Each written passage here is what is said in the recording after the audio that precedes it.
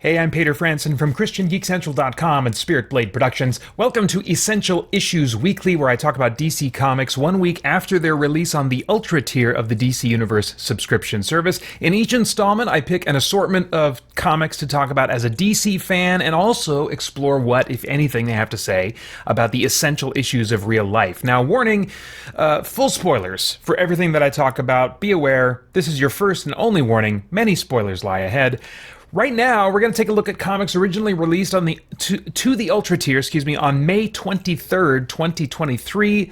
Just two comics this time. The first is City Boy #1, published May 23rd, 2023. The description reads, first seen in Wildstorm 30th Anniversary Special and Lazarus Planet Legends Reborn. There's a new Korean hero named City Boy, or at least that's the best translation of what the cities call him. City Boy, aka Cameron Kim, is just trying to make a living by using his powers of being able to speak to cities to find lost and hidden goods to pawn. And it's only just enough to get by. And those abilities mean he hears everything everywhere all the time, including each city's histories and the truths behind them. It's very loud in his head and something he has to live with. As his powers get stronger, the cities start forming animal avatars from scraps in order to physically travel alongside him on his adventures. I haven't seen this yet. Of course, Gotham is a rat avatar made of city scraps, but what about Metropolis, Bloodhaven, Amnesty Bay, or even Themyscira? And not all cities are so kind. Okay, so I like this concept here. You know, DC is known for its fictional cities, its fictional locations, and I think this book could be a cool tour of the DC universe, if it's written to be that interacts with a ton of different characters. And it should be said that City Boy can actually do more than talk to cities. He can animate and control city elements such as concrete and buildings, making them malleable, flexible, almost kind of organic to, capture or bat around bad guys. And he can also phase through the solid matter of the city. So it's a really unusual and interesting power set. This is part of a diversity/demographic box checking initiative, as I call them, at DC. But like the Vigil, City Boy to me feels like box checking done right. It doesn't feel like edutainment, like they're trying to kind of like school me on why I should particularly value or agree with or sympathize with a certain demographic. It doesn't have that kind of edutainment quality or moralistic preaching that can sometimes be the case when there's a box checking agenda going on behind the scenes. This is really, to me, just an interesting concept about a character that happens to fall into a particular demographic. The art and the writing all feel like just solid quality to me. City Boy's motives and feelings about his life and the world are interesting and likely the beginning of a transformative arc. So it's checking all the boxes that I care about enough that I think I'm going to read at least another issue. In terms of like themes, moral, philosophical themes that might trigger some worthwhile thought or conversation, his City Boy's origins are because he stumbled upon a scientist in some kind of a clandestine hidden meeting with different minds in the local city that he was working out of.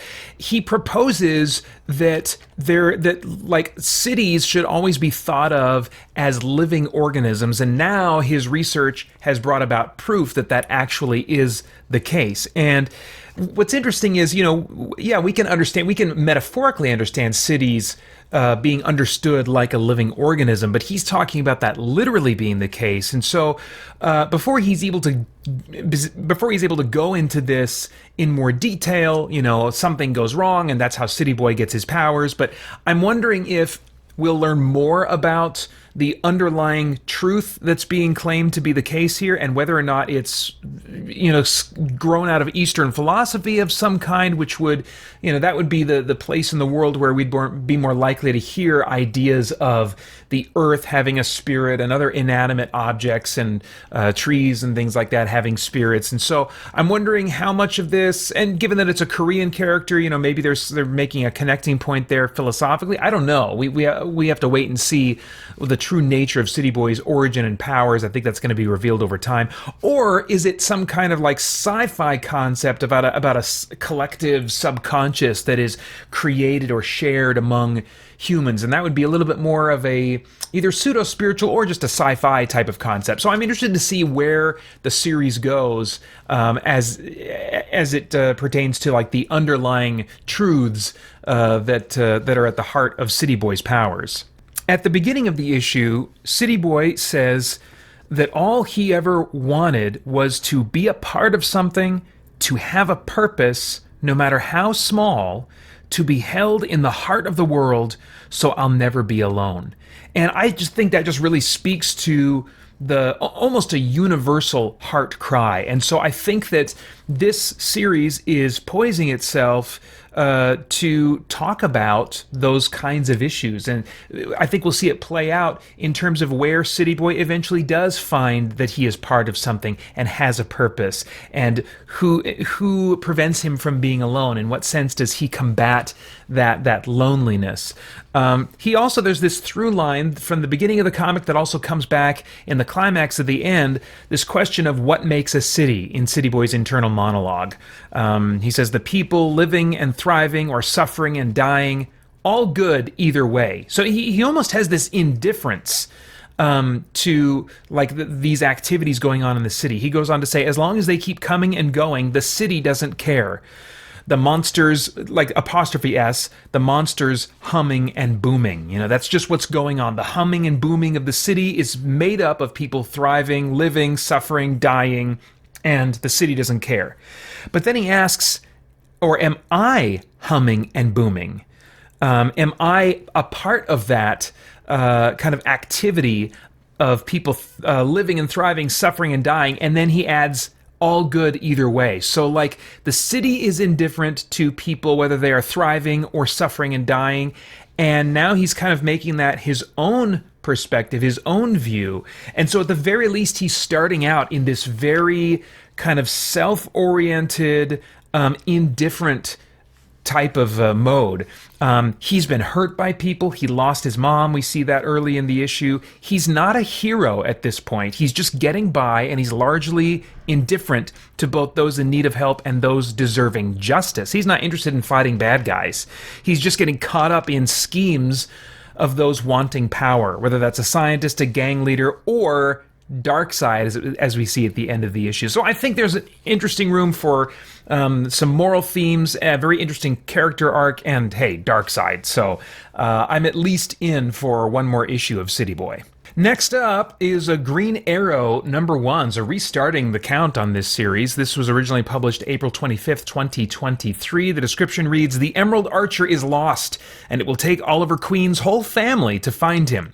But dangerous forces are determined to keep them apart at any cost. Spinning out of Dark Crisis on Infinite Earths, Green Arrow by DC architect Joshua Williamson, Dark Crisis on Infinite Earths and Superman, and artist Sean Izaakse, I'm just going to take a shot out there, of Thunderbolts, is an action-packed adventure across the DCU that sets the stage for major stories in 2023. And I can kind of see how that would be the case. It seems to be some pretty cosmic things going on, surprisingly, in the Green Arrow comic.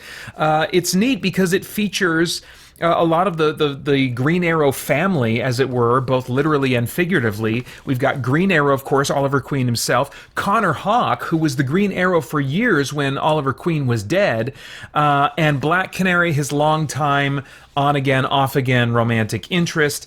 And did I mention Red Arrow, who used to be his sidekick Speedy and then became Arsenal, and then eventually Red Arrow. Roy Harper is back in this kind of ensemble cast as well. And it looks like it's going to be largely about an ensemble cast, which I'm on board for. Now, as to that, that's a very grounded element, but as to the ungrounded element, well, Oliver starts out the issue washing up on some kind of island, and he's like, not again, why is this happening again? Because washing up on an island, learning to survive, that was like his origin story, how he became skilled with a bow and arrow and stuff like that. And but then he gets a better look at what's going around and realizes, oh crap, this is a bit different this time. I'm on an alien planet with a very alien looking landscape and horizon. Then we've got a scene where Roy Harper's daughter, thought dead for years, reappears as Cheshire Cat, and she's a little bit older than when she was last seen, and she's this new vigilante character. And so I like the potential here. They're really populating this book with both a literal and surrogate family. And I've seen that, in other books as well in recent years. I think they're recognizing maybe that a lot of comic book readers are getting older and are settling into family lives and things like that. And so these themes and writing stories about families, both found and biological and by marriage, these are much more relevant and interesting to readers today. And so I like the potential that this book has with all these kind of like family relationships at play. It does make me ask the question, though, okay, how old is Oliver Queen? Because Roy Harper, compared to Oliver, was about, I think, the age of maybe a son. Maybe they just put as little as like 10 years between them. Maybe they could get away with that. But then, Roy Harper has a daughter, and she's old enough to be going around fighting crime. She's at least a teenager at this point, and so that puts Oliver Queen suspiciously close to grandfather age, maybe a super young grandfather, but that is something that they have to kind of figure out how they're going to navigate as they're playing with themes of family and having heroes become parents. If they're not watching carefully and you get a Roy Harper situation like this, that would be like Nightwing having a kid, and then Batman suddenly kind of almost being in a grandfather role to a character at that point. So yeah, it's interesting how they manage that with comic books and the nature of aging. In addition to the family stuff, though, I'm interested in what's going on with the cosmic level storytelling. Near the end of the issue, both Connor Hawke and Roy Harper's daughter begin to disappear, like some kind of energy teleportation effect starts happening, and Connor's daughter says, "Find Amanda Waller," who, of course, is the head of Suicide Squad. And so, anytime you're going to bring her into a story, things are bound to get interesting. I think she's being set up a bit as a villain in the DC universe in the coming big stories, and I'm interested in seeing her that way. And then as Roy's daughter reappears and teleports to the planet or whatever that Oliver Queen is on, we see one of the Manhunters, one of the Guardians' precursors to the Green Lanterns, show up and attack her, and he's about to say, "No man can escape," and then an arrow gets blasted through his head and just totally takes him out, and of course that's Oliver Queen. So I'm interested in just the different plot elements, the story elements. Like, okay, anything that's going to bring the Guardians and anything close to the Green Lanterns is going to be interesting to me. And of course, Green Arrow's almost ripe for that, because Green Lantern is one of Green Arrow's longtime friends. So I think that we'll probably see some Green Lantern crossover going on at some point as well. What's interesting to me, just to touch on themes a little bit here, is that the Manhunter says no man escapes, and then he gets cut off by Green Arrow's arrow that just explodes his head. And Green Arrow then, in a hero pose, says, "I think you mean no person." Kind of like mentally slapped my palm to my forehead, because I'm like, okay, yes, I understand that Oliver Queen is known as politically liberal. That's kind of like been his thing. He's a modern day Robin Hood, redistribution of wealth and all that kind of stuff, so he has been the liberal in the DC universe. But I'm like, okay, is this him being a liberal, or like the comical stereotype of a liberal? Because it just, I am not political. I do lean more toward conservative than liberal when it comes to voting time, yet I am open to the heart cry of the liberal who has genuine compassion for others. I think that I can align with them in that, even if we disagree about solutions to a lot of those problems. But Oliver here reads like an internet activist tweeter, and I really want his liberalism to come out more in nuanced conversations with characters, instead of this way as like a punchline, a trite little slogan quote.